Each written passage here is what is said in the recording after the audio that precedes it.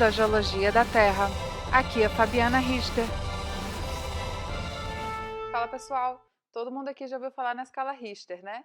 A gente ouve falar na escala Richter quando a mídia informa a gente que aconteceu algum terremoto e informa a gente qual que foi a magnitude desse terremoto. Mas você sabe o que isso significa? E você sabe como que a gente mede a magnitude de um terremoto? Vamos ver aqui nesse vídeo hoje. Bom, então, como a gente falou, o nosso episódio de hoje é sobre a escala Richter, mas a gente vai falar de várias coisas que envolvem a escala Richter. Não só o que é a escala Richter, como também como funciona um sismógrafo. A gente vai falar um pouco das ondas P e S e depois a gente vai entender qual que é o significado das magnitudes na escala Richter. Primeiro, vamos colocar as coisas em contexto. O ano era 1932 e os sismólogos e físicos Beno Gutenberg e Charles Francis Richter trabalhavam no laboratório sismológico da California Institute of Technology, nos Estados Unidos, que foi fundado e era dirigido por Beno Gutenberg.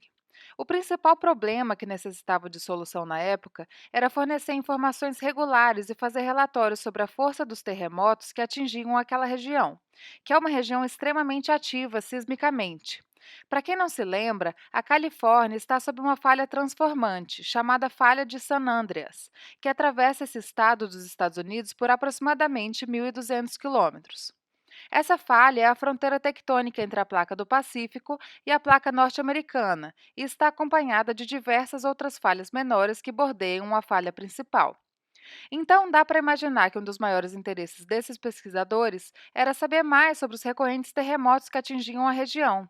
Só que isso era a década de 30, então era uma época que nem a teoria da tectônica de placas ainda tinha sido proposta. O sistema de classificação vigente para terremotos era o sistema de Mercalli, criado em 1902 pelo padre e geólogo italiano Giuseppe Mercalli. A escala de Mercalli atribuía números romanos de 1 a 12 aos terremotos de acordo com os danos que eram causados por eles às pessoas e à infraestrutura de uma cidade. Essa escala é, portanto, qualitativa e até hoje é usada, mas somente se aliada a uma escala quantitativa, como, por exemplo, a escala Richter. Então, Richter e Gutenberg tinham a tarefa de fazer uma escala quantitativa. Eles tinham um sismógrafo no laboratório que estava medindo as amplitudes das ondas que chegavam ao laboratório devido a um terremoto. E, bom, nesse ponto é melhor a gente dar um passinho para trás para ter certeza de que a gente está entendendo do que a gente está falando. Um sismógrafo é um instrumento que mede o movimento na superfície da Terra em um determinado ponto devido a um terremoto. Nessa figura aqui, a gente mostra de forma bem simplificada a ideia por trás de um sismógrafo mecânico. Ele é composto de uma estrutura que está fixada à superfície da Terra, ou seja, fixada ao chão, onde são acoplados basicamente duas coisas. De um lado, a gente tem um suporte fixo ligado a uma mola, que suporta uma determinada massa, um bloco de algum material. Nesse bloco, a gente tem um lápis acoplado. Do outro lado, a gente tem um dispositivo para medir qualquer movimento do chão, que nesse caso aqui é um dispositivo que consiste de um rolo de papel que está girando. Então, vamos ver o que acontece quando tem algum movimento na superfície. Você vai ver duas ondas chegando em direção a essa estação, uma onda P e uma onda S. A gente vai falar disso daqui a pouco. Quando a onda vem, ela faz com que a estrutura como um todo se movimente. Só que como o bloco com o lápis está preso à mola, ela tende a permanecer em inércia e, portanto, vai se comportar como se fosse algo fixo no ar, que não se movimenta em relação ao tremor no chão. Então, o lápis vai registrar no rolo de papel o movimento do chão. E assim, de forma bem simplificada, a ideia por trás do funcionamento de um sismógrafo. Mas agora vamos falar um pouco sobre as ondas P e S que a gente viu o sismógrafo registrar. Voltando a falar do movimento da litosfera na região da Califórnia, a movimentação desses blocos vai eventualmente causar uma ruptura, que vai acontecer sempre primeiro em um ponto específico no interior da litosfera, e não na superfície. E esse ponto vai ser o ponto que vai primeiro liberar energia em todas as direções ao seu redor, sendo seguido da ruptura da crosta em planos e formando falhas, ou causando o deslocamento de blocos em falhas pré-existentes. Esse primeiro ponto onde ocorre a ruptura é chamado de hipocentro do terremoto. Imediatamente acima do hipocentro, na superfície, temos o ponto que chamamos de epicentro, que é o termo a que nos referimos popularmente para informar a posição geográfica de um terremoto. Pois bem, então o hipocentro do terremoto vai liberar energia em todas as direções, e você pode imaginar isso como uma esfera de energia sendo emanada do hipocentro. Essa energia vai ser transferida por vibrações da matéria ao seu redor, ou seja, por ondas. Existem dois tipos principais dessas ondas sísmicas: as ondas de corpo, body waves, e as ondas de superfície. Então vamos ver como que essas ondas se propagam a partir de um terremoto. As ondas de superfície vão, como o nome já diz, viajar somente pela superfície. Um exemplo de onda de superfície é a onda chamada LOVE. Já as ondas de corpo vão viajar pelo corpo do planeta, ou seja, pelo seu interior. E essas são as ondas P e S, das quais a gente já falou. As ondas P são as ondas primárias e são ondas longitudinais, de compressões e expansões. Já as ondas S são as ondas secundárias, que são as ondas transversais ou de cisalhamento. E elas são mostradas aqui nessa animação viajando de forma curva pelo interior do planeta. E falando de velocidade, deu para perceber que essas ondas têm uma velocidade de propagação diferente, né? As ondas P são as que têm maior velocidade, seguido das ondas S, seguido das ondas de superfície.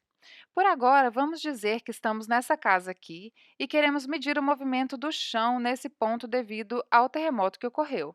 Para isso, vamos usar o nosso sismógrafo, que a gente já sabe como funciona. A primeira onda que vai chegar vai ser a onda P, a onda primária, e é exatamente porque ela chega primeiro que ela é a onda primária. A segunda onda vai ser a onda S, secundária. Repare que as ondas P e S vão chegar por baixo da casa, porque elas só viajam pelo interior da Terra. Elas são ondas de corpo.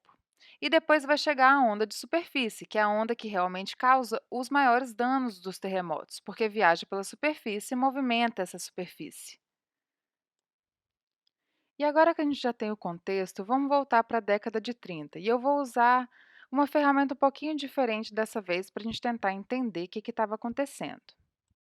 Bom, gente, então vamos falar sobre o problema que Richard estava tendo nas suas próprias palavras, numa entrevista que ele deu em 1980.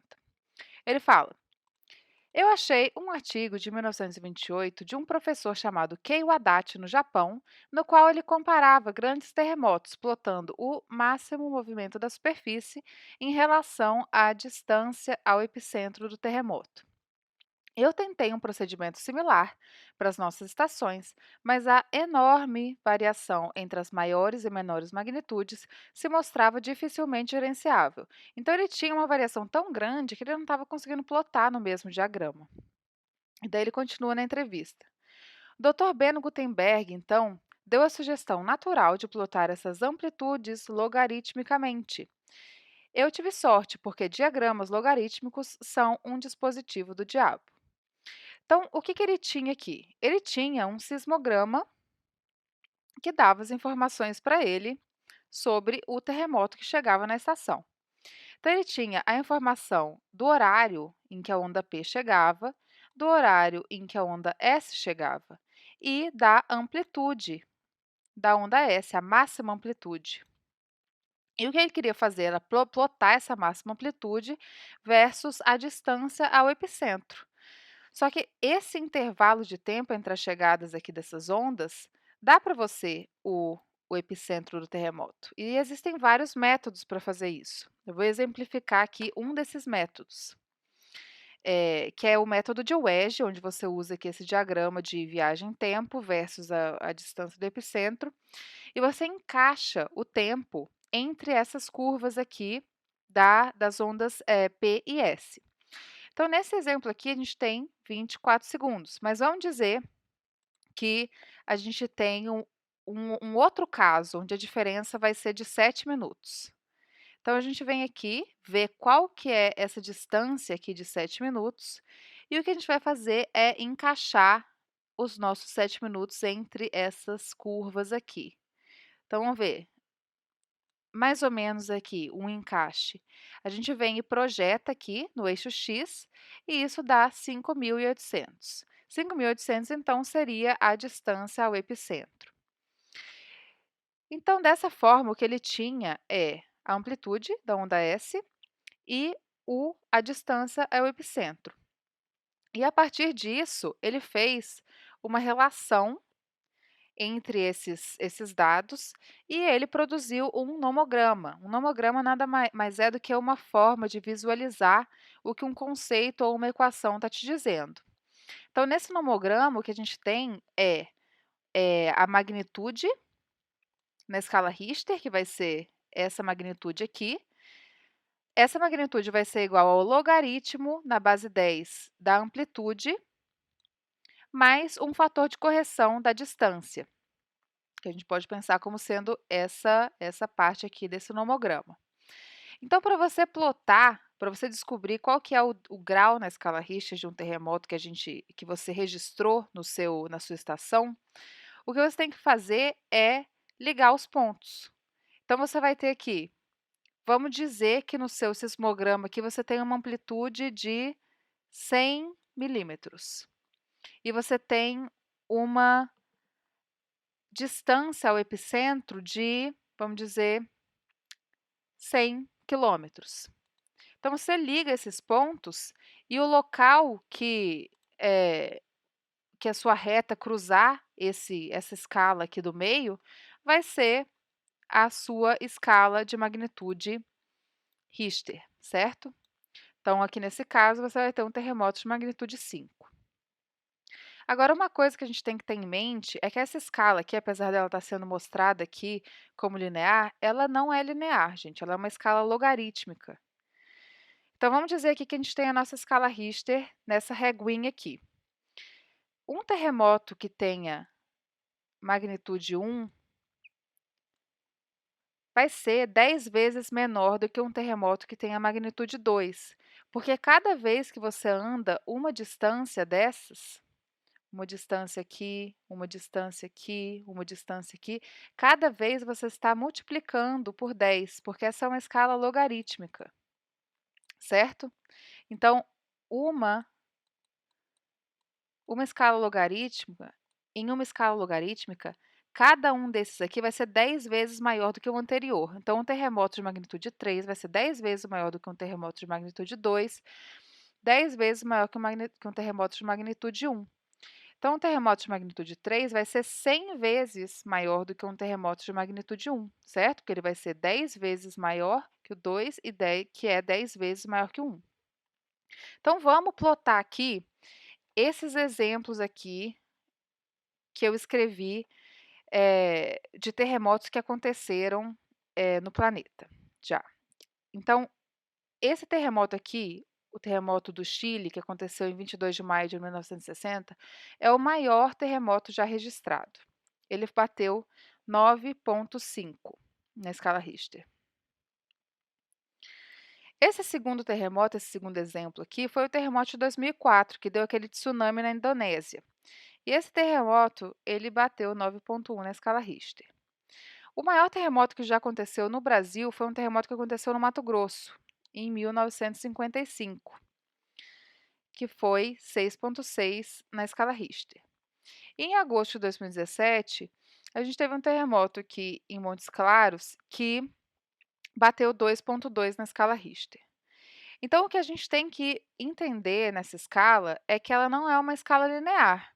Porque quando você olha isso, você pode falar: nossa, então o terremoto do Mato Grosso não foi tão menor assim do que o terremoto na Indonésia. Gente, foi, porque cada vez que você anda uma distância dessas, você está multiplicando por 10. Então, aqui, por exemplo, você pode falar que o terremoto de magnitude 3, ele vai ser duas distâncias maior do que o terremoto de magnitude 1. Então, ele vai ser 100 vezes maior do que o terremoto de magnitude 1. E da mesma forma, a gente pode pensar sobre esses outros terremotos aqui.